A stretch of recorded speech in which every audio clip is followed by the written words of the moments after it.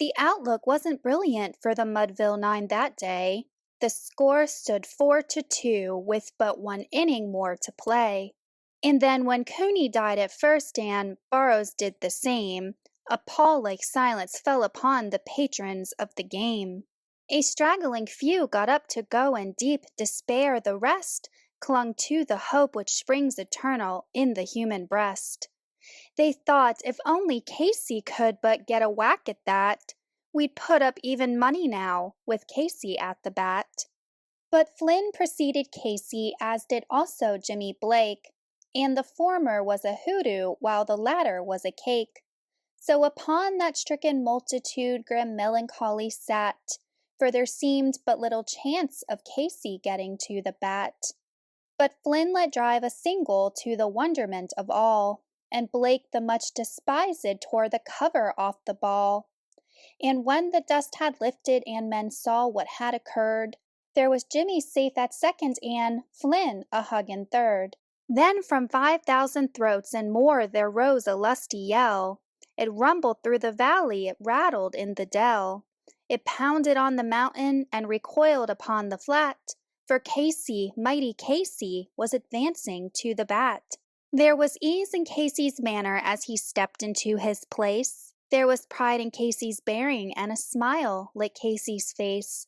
And when responding to the cheers he lightly doffed his hat, no stranger in the crowd could doubt 'twas Casey at the bat.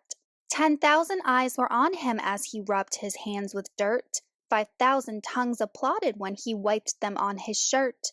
Then while the writhing pitcher ground the ball into his hip, defiance flashed in Casey's eye, a sneer curled Casey's lip.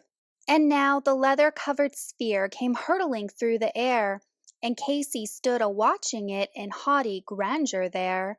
Close by the sturdy batsman the ball unheeded speed. "That ain't my style," said Casey. "Strike one," the umpire said. From the bleachers black with people there went up a muffled roar, like the beating of a storm waves on a stern and distant shore. "Kill him, kill the umpire," shouted someone in the stand, and it's likely they'd have killed him had not Casey raised his hand. With a smile of Christian charity great Casey's visage shone. He stilled the rising tumult, he bade the game go on. He signaled to the pitcher and once more the dun sphere flew. But Casey still ignored it and the umpire said, "Strike two." "Fraud!" cried the maddened thousands, and answered, "Fraud!" But one scornful look from Casey and the audience was awed. They saw his face grow stern and cold, they saw his muscles strain, and they knew that Casey wouldn't let that ball go by again. The sneer was gone from Casey's lip, his teeth are clenched in hate. He pounds with cruel violence his bat upon the plate. And now the pitcher holds the ball, and now he lets it go. And now the air is shattered by the force of Casey's blow. Oh, somewhere in this favored land the sun is shining bright. The band is playing somewhere, and somewhere hearts are light. And somewhere men are laughing, and somewhere children shout. But there is no joy in Mudville. Mighty Casey had struck out.